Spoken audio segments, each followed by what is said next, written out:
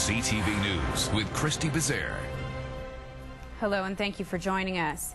Greeks voted today on the country's financial future, choosing whether to accept creditors' demands for more austerity in return for more rescue loans. We have local reaction tonight, but first, with more from Athens, here's CTV's Danielle Hamamdjian. An Australian nurse who says ISIS forced him to work as a medic in Syria has appeared in court on terrorism charges.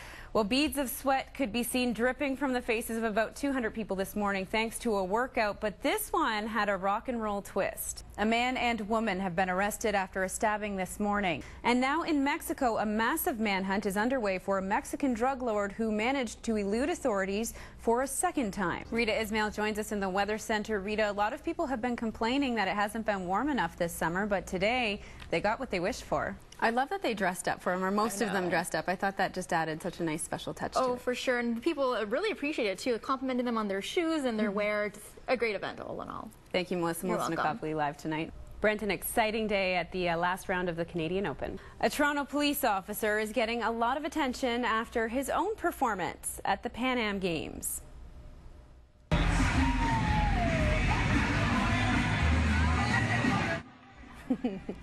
The officer dancing up a storm at the Pan Am celebrations downtown last night.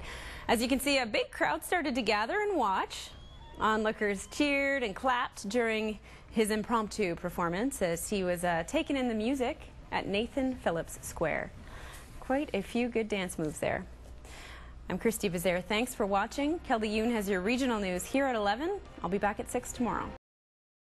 Police in Alberta are warning parents to keep a close eye on their children, especially near water, after 2 tragic drownings in the province. The first drowning happened in Calgary. Emergency workers got a call Friday night after a 7-year-old boy was pulled from a lake. The boy was not breathing and was rushed to hospital where he died. The swimming area is not supervised by lifeguards. In another incident, a 2-year-old girl was found in a pond about 35 kilometers north of Edmonton. She had been playing in a park with her siblings. RCMP officers found her in a nearby pond without vital signs. They tried to revive her, but it was too late. Longtime Canadian politician Flora MacDonald has died at the age of 89. MacDonald was Canada's first female Secretary of State for External Affairs. She was also the second woman to run for the PC party leadership. She spent most of her career as an MP for Kingston from 1972 to 1988. When Joe Clark became Prime Minister in 1979, he made MacDonald one of the first female foreign ministers in the world. After leaving politics in 1988, she devoted her life to humanitarian work. 5 people have been rushed to hospital following an early morning shooting involving police in Indianapolis. There are reports officers were responding to a call about a party when shots rang out. 2 Indianapolis police officers were involved in the shooting, but it's unclear whose gunfire hit the 5 people. Those 5 individuals are listed in stable condition. No officers were injured. U.S. President Barack Obama has arrived in Ethiopia for a 2-day visit. The trip is a first ever to the East African country by a U.S. president. Ethiopians eagerly awaited Obama's arrival in the capital city to welcome him.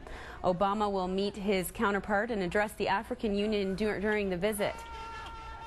The White House says he plans to discuss human rights and the crisis in South Sudan. Obama's visit to Ethiopia comes after his visit to his father's homeland of Kenya. Police in central Paris opened fire on a car that tried to crash through the barricades at the Tour de France.